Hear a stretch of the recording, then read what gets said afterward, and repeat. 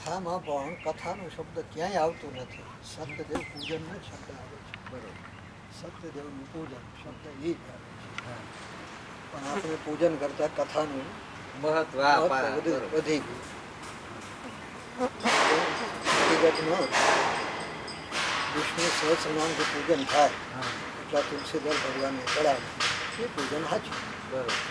બાકી કથા વાંચો કે ના વાંચો એ તો આ પાછળથી કદાચ જોઈન્ટ થયું હોય. પાછળથી જોઈન્ટ થયેલું છે. કઠિયારા વાળું આગળના માણસો અભણો મોટા ભાગે શ્રદ્ધા પેદા કરવા માટે આવી રૂપકો જોઈએ. રૂપકો જોઈએ.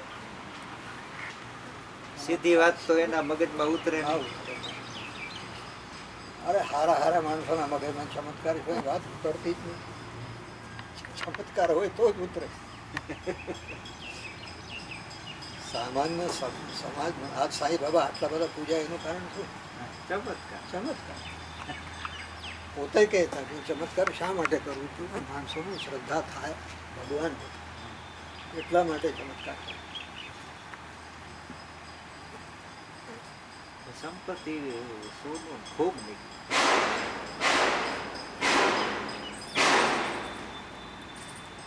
એને કઈ નિસ્બત એને તો ક્યાં એને તો કાંઈ એના માટે બધી માટી. આ પદ્મનાભ મંદિર માંથી કેટલું એ એક દેવ માયા જાગૃત થઈ એવું નથી. કારણ કે દેવ માયા જાગૃત થઈ હોય એવું નથી. મંદિર અત્યાર સુધી નકર ગુપ્ત રહ્યું હોય અને એકાએક આ બધી વસ્તુ તત્વ બાયણે આવે. એક જ વાત છે, એક વસ્તુ ભરાઈ જાય પછી વિકાસ તો થવું જોઈએ. એની લિમિટ પૂરી થઈ ગઈ. લિમિટ પૂરી થઈ એટલે ભરાઈ જાય એટલે બાપુ સમજાણું નહીં. સંગ્રહ ક્યાં સુધી થાય? એ તો ગુપ્ત હતું ને. આ ભંડારા તો ગુપ્ત હતું પણ સંગ્રહ તો હતો. હા, એ રાજાને ખબર હતી અંદર શું છે ને શું નથી. બીજાને કોઈને ખબર નહીં. એના કરતા ધરતા મંદિર રાજાનું જ હતું. માલિકી રાજાની હતી. હા, બધા ચડાવતા અંદર નાખી દેતા ગોયરા.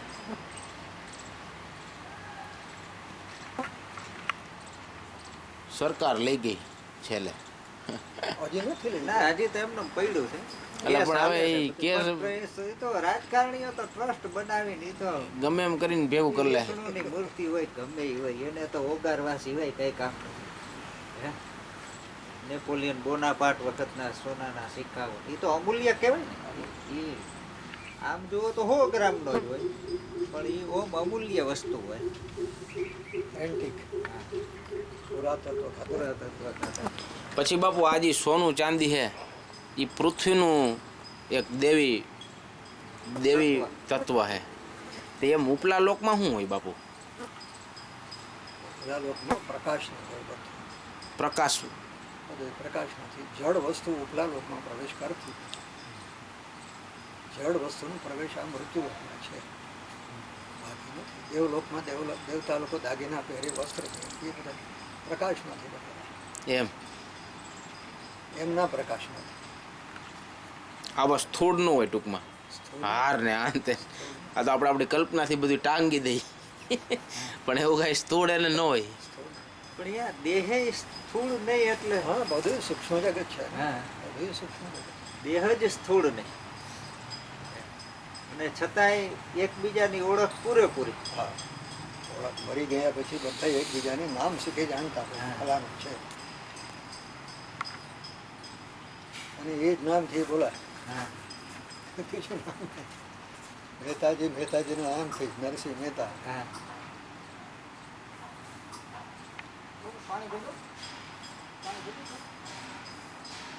લઈ આમ